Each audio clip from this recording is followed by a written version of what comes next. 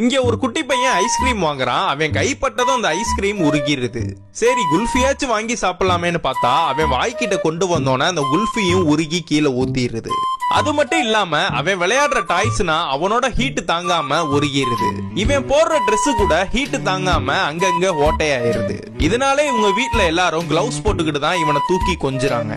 அவனுக்கு தெரியாம முத்தம் கொடுத்துறாங்க. அவங்களோட உதடே வெந்து போயிருது. அது மட்டும் இல்லாம இவன் குடிக்கிற கூல் ட்ரிங்க்ஸ்ல இருந்து பக்கெட்ல உள்ள தண்ணி வரைக்கும் இவன் கைப்பட்டோனே பயங்கரமா ஹீட் ஆக ஆரம்பிச்சிருது. ஒரு நாள் தீபாவளி அப்ப பசங்கனா விளையாடுற அந்த ராக்கெட்ல உள்ள திரியில கைய வைக்கிறான். இவன் கைப்பட்டது அந்த ராக்கெட் பத்திக்கிட்டு மேல பறந்துருது. இவன் வளர வளர இவனோட ஹீட்டனா கம்மி பண்றதுக்காக கூல் பவுடர் போடுறாங்க. ஐஸ் கியூப்னா எடுத்து வேற இவன் மேல கொட்டுறாங்க. இவ்வளவு பண்ணியும் இவனோட ஹீட் கொஞ்சம் கூட குறைய மாட்டேங்குது. கடைசியில இந்த பையன் பெரிய பையன் ஆயிடுறான். அதனால இவனுக்கு பொண்ணு பார்க்க போறாங்க. அந்த பொண்ணோட அப்பா அம்மாட்ட இவனுக்கான எல்லா பிரச்சனைகளையும் சொல்லிடுறாங்க.